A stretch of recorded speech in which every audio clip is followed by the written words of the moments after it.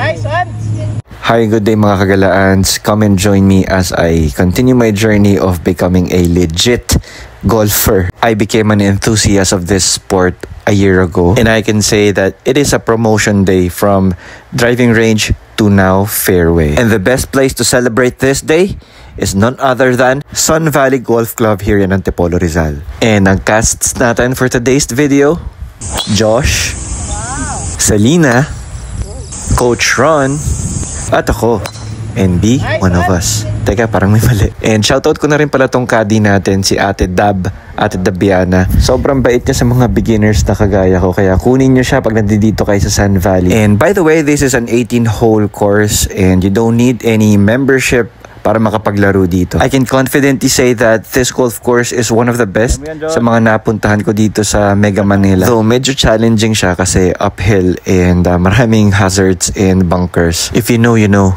Okay, tama na daldal. It's time to swing. First hole pa lang, nangangamutin na tayo sa mga swings natin.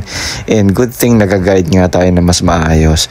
Ang dami kong putting na nasayang. Pero marami rin tayong nagawang maganda. Mga long putts pa nga yung napasok natin. But the thing is, hindi ko na videohan. Yun lang. Nasa 18th hole na tayo, guys. Ayan o, with Josh. Yung dalawa sa amin nauna na. Medyo hindi kagandahan yung palo natin, pero anyway, beginner lang naman tayo.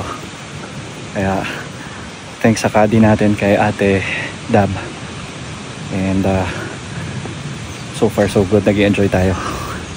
Nangitim nga lang tayo sobra. Okay lang yan. Ganda ng view.